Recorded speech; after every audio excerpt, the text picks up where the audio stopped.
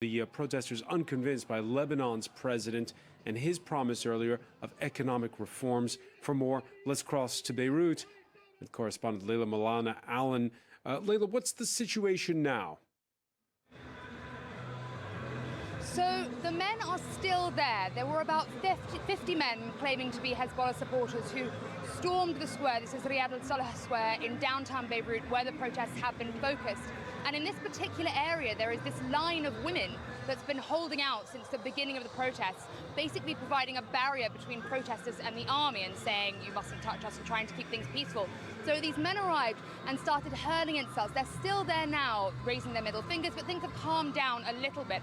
And what happened were these men turned up and they were essentially saying the cry here with all protesters is all of them means all of them, so all politicians out. What they were saying is all of them, yes, but the Sayyid Hassan Nasrallah, who is the chief of Hezbollah, is the best out of all of them. He is the most noble out of all of them. So essentially saying, yes, you can protest, but you must not insult Hassan Nasrallah. And people, of course, standing up for themselves and many throwing insults back at Hassan Nasrallah. And that's when the fist fight started. We have had similar problems over the last few days. On Monday night, there was a rumor that there were young Amal and Hezbollah supporters going around on motorbikes, threatening to break up the protests, but the army managed to push them back.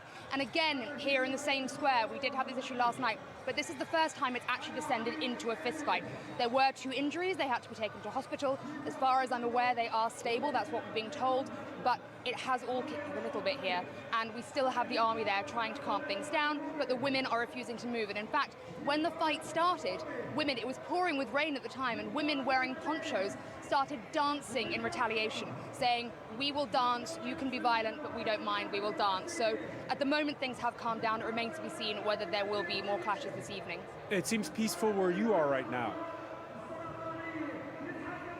It is. We are on the other side of the square here. And for the most part, this side of the square is where it's essentially turned into a bit of a party, a bit of a souk, really. Over by the Sarai, which is where the government buildings are, where the barbed wire is and the army is, that's where things are a bit tenser and where floods of protesters tend to go up and start their chants in that area. And what's nice about this part of the town is that this is the old historic downtown that really was lost to the people after the Civil War because it was knocked down and made into an incredibly expensive area, mostly with very expensive shops and cafes and apartments owned by Gulfies who are rarely here.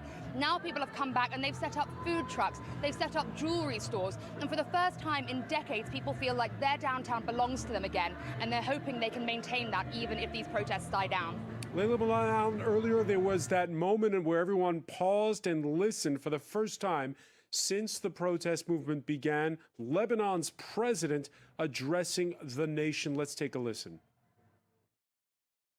I call on the protesters and demonstrators. I am ready to meet your representatives and hear your concerns.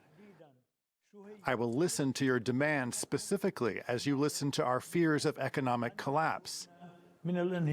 We must do this together to achieve your goals without causing collapse and chaos.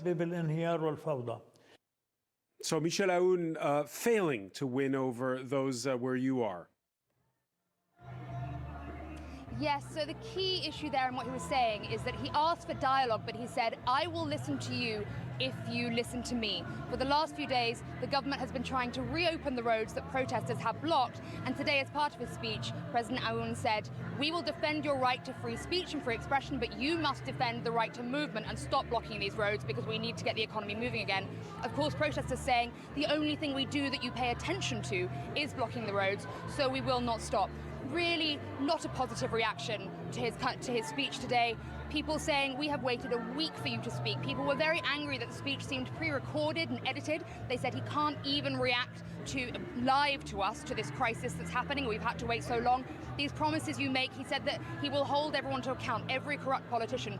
The people just have to trust him and he will make it happen. And they've said, we've trusted you for 3 years, we've trusted 30 politicians for 30 years. Nothing has happened. Why is anything different now? Layla Molana-Allen reporting live from Beirut. Many thanks for that update.